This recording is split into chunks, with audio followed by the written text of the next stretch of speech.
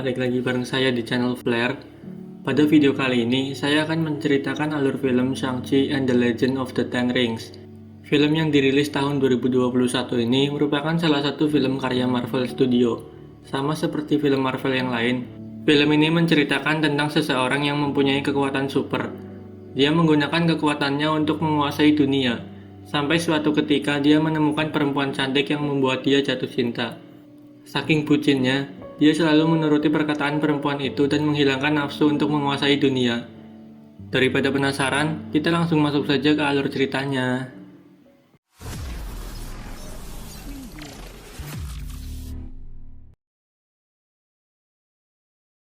Di awal film, diperlihatkan legenda seorang pria yang memiliki 10 gelang di tangannya. Di cerita ini kita menyebutnya 10 cincin. Pria ini bernama Su Wenwu. Kekuatan yang dia miliki berasal dari cincin-cincin itu. Dia merekrut pasukannya yang diberi nama pasukan 10 cincin. Dia juga berencana untuk menguasai dunia, dan sudah berjalan selama ribuan tahun. Tapi dia masih menginginkan kekuatan yang lebih, sehingga dia berencana untuk pergi ke desa Talok. Menurut legenda, itu adalah tempat orang berlatih seni bela diri dari para dewa. Jarang ada orang yang menemukan desa itu, karena desanya tersembunyi entah di mana. Di tengah perjalanan, tiba-tiba hutan bambu yang mereka lewati seperti hidup dan mengejar mereka. Anak buah Wenwu tewas termakan hutan dan terjatuh ke jurang. Dia bisa selamat berkat 10 cincin yang dia pakai. Kemudian Wenwu berjalan menyusuri hutan itu. Sampai akhirnya dia melihat seorang wanita yang memakai topi caping. Dia bernama Yingli, salah satu warga desa Talok. Wenwu bertanya lokasi desa Talok kepada Yingli, namun Yingli tidak memberitahunya. Kemudian mereka pun bertarung. Pertarungan itu sangat sengit dan romantis. Masing-masing dari mereka yang baru saja saling bertemu terlihat saling jatuh cinta. Wenwu berhasil dikalahkan oleh jurus yang Yingli miliki. Sampai akhirnya mereka menikah dan mempunyai anak. Mereka berjanji untuk membuang kekuatan mereka dan hidup seperti manusia normal. Mereka mempunyai anak laki-laki yang bernama Shang-Chi. Yingli memberikan kalung kepada Shang-Chi dan meminta untuk selalu mengingatnya. Beralih ke Shang-Chi yang sudah dewasa, dia berpindah ke Amerika dan mengganti namanya menjadi Shaun. Dia bekerja sebagai tukang parkir pavlet bersama temannya yang bernama Katie. Malam harinya, setelah pulang bekerja mereka bertemu dengan temannya yang bernama So. Mereka mengobrol tentang pekerjaannya di sana. Keesokan harinya, Shaun datang ke rumah Katie sebelum berangkat. Seperti biasa mereka menaiki bus bersama saat berangkat bekerja. Namun hari itu ada beberapa orang yang berusaha merebut liontin milik Shang-Chi. Katie yang berusaha melindungi Shang-Chi didorong hingga terbentur. Kemudian Shang-Chi tidak terima dan langsung mengeluarkan ilmu bela dirinya. Shang-Chi bertarung untuk mempertahankan liontin pemberian ibunya. Setelah berhasil mengalahkan 3 orang, muncul lagi satu orang dari belakang yang mempunyai tangan pedang.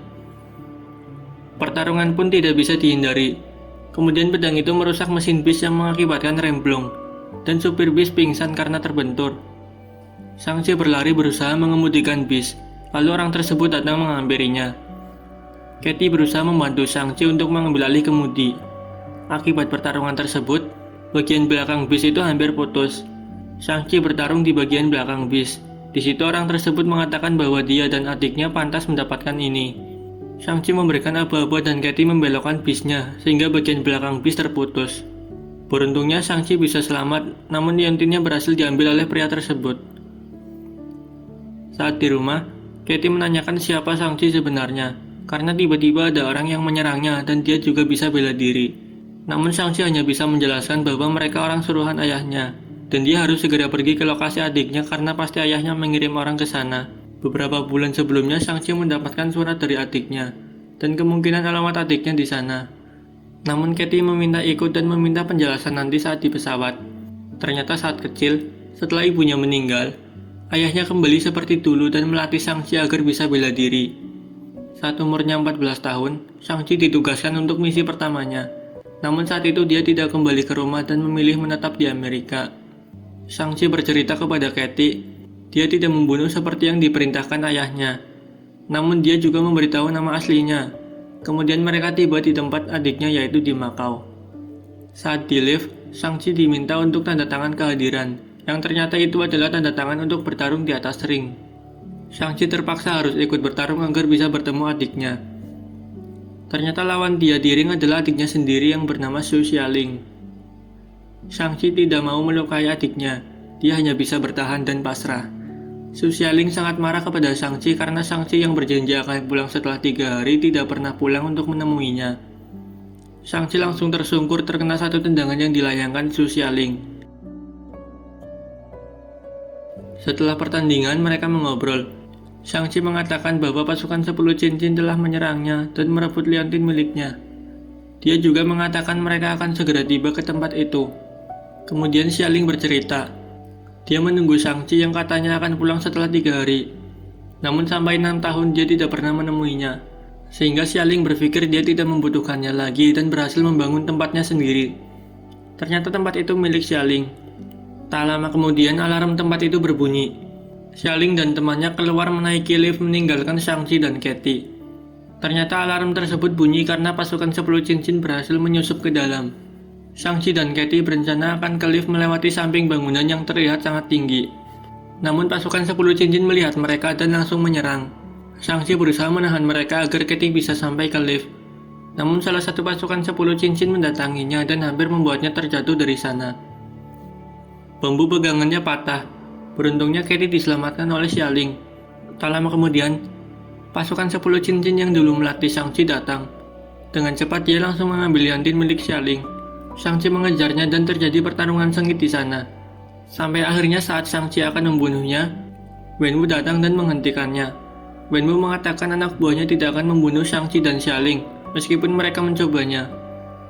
Kemudian mereka diajak pulang ke rumahnya yang dulu. Saat sampai di sana, mereka disambut dan dihormati oleh pasukan 10 cincin. Xialing dan Katie diajak ke kamarnya. Di situ Xialing bercerita kepada Katie bahwa setelah ibunya meninggal, dia diabaikan oleh ayahnya. Bahkan dia juga tidak diperbolehkan untuk belajar bela diri. Namun karena Xialing sering melihat mereka latihan, dia pun mempelajarinya. Kemudian saat dia berumur 16 tahun, dia kabur ke Makau dan membentuk kerajaannya sendiri.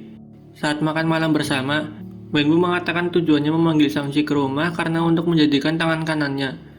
Tapi Shang-Chi menolak untuk berada di jalan yang salah. Wenwu menceritakan kisah cintanya dengan ibu mereka dulu. Yingli meminta untuk tinggal di desa Talo namun warga sekitar tidak menerima Wenwu. Kemudian mereka berdua tetap menikah dan bersepakat untuk meninggalkan kehidupan mereka yang dulu, serta hidup seperti manusia normal.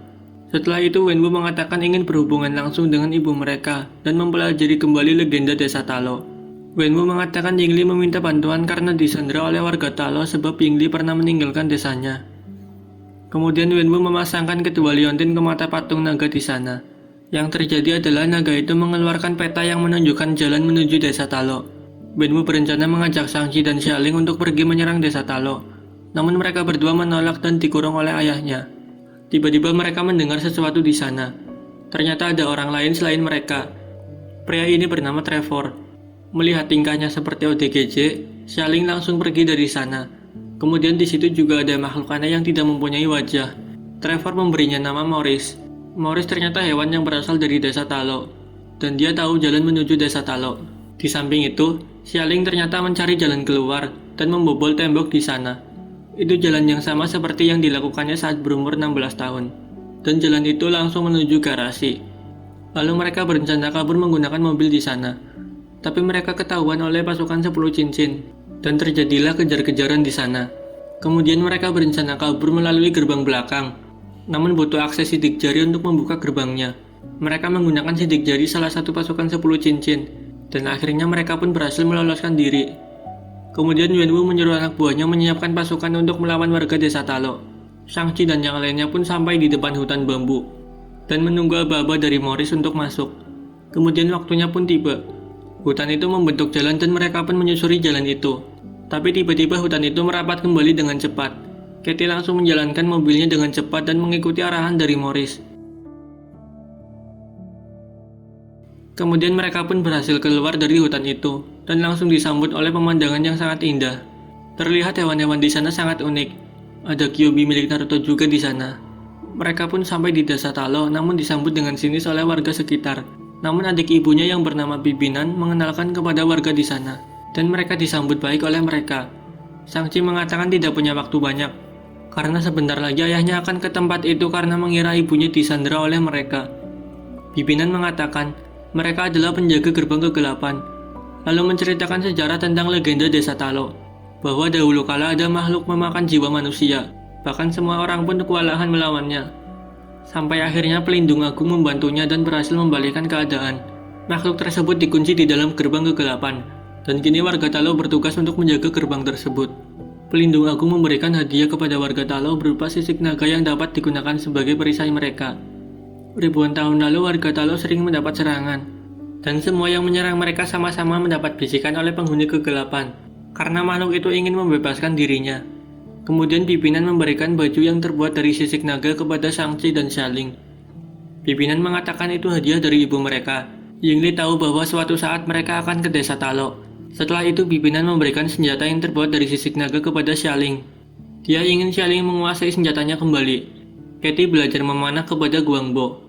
Di sisi lain, Shang-Chi mendatangi pimpinan dan diajarkan cara ibunya mengalahkan ayahnya dulu. Pimpinan juga mengatakan jangan selalu bersembunyi di balik ketakutan. Malam hari setelah mereka latihan, Shang-Chi teringat kejadian saat ibunya meninggal dulu. Ada geng yang mendatangi rumahnya untuk mencari Wenwu. Namun saat itu Wenwu sedang tidak ada di rumah. Akhirnya Yingli pun meninggal karena berusaha melawan semua geng itu tanpa kekuatannya. Saat Wenwu sampai di rumah, dia hanya bisa melihat istrinya sudah terbaring di tanah. Kemudian dia mengajak Shang-Chi dan bertekad untuk menghabisi geng tersebut. Namun ketua gengnya tidak ada di sana. Saat Shang-Chi berumur 14 tahun, ternyata dia mendapatkan tugas pertamanya untuk mencari dan membunuh ketua geng itu. Katie pun menemui Shang-Chi yang sedang termenung.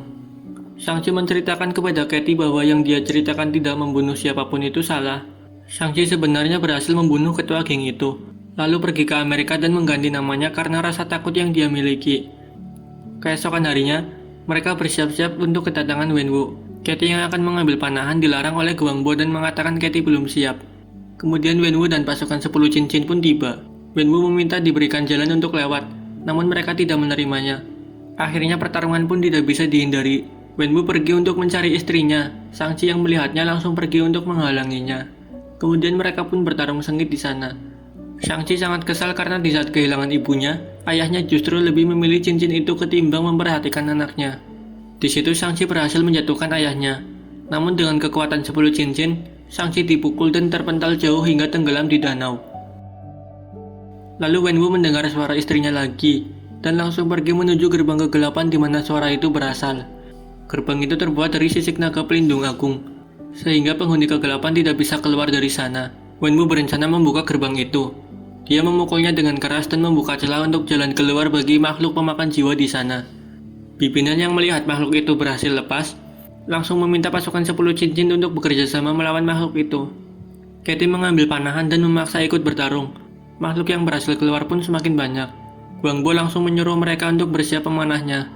Di sisi lain, Shang-Chi ternyata diselamatkan oleh makhluk yang ada di dalam sana. Ternyata itu naga pelindung agung yang menjaga desa Talo. Karena Shang-Chi memiliki darah keturunan dari ibunya, dia bisa mengendalikan naga itu dan keluar dari sana untuk menyelamatkan desa. Pimpinan meminta Shang-Chi untuk menghentikan ayahnya. Lalu dia menuju gerbang kegelapan dan pertarungan terjadi kembali. Shang-Chi menggunakan jurus bela diri yang digunakan ibunya saat mengalahkan ayahnya. Wenwu pun teringat kembali kejadian saat pertama kali bertemu dengan istrinya. Bahkan Shang-Chi juga bisa mengendalikan 10 cincin yang digunakan Wenwu untuk menyerangnya. Tapi justru saat itu Shang-Chi membuangnya dan kembali ke tangan Wenwu. Tak lama kemudian penghuni kegelapan pun berhasil menerobos gerbang penghalang. Makhluk itu langsung menangkap Wenwu dan memakan jiwanya. Wenwu yang masih tersadar memberikan cincin itu ke tangan Shang-Chi, dan dia pun meninggal. Saat makhluk itu akan menyerang Shang-Chi, Xialing pun menyelamatkannya dengan menaiki naga pelindung agung. Kemudian naga itu berhasil mengurungnya menggunakan air yang dia kendalikan. Namun makhluk yang kecil memberinya makan dengan jiwa-jiwa yang berhasil didapatkannya.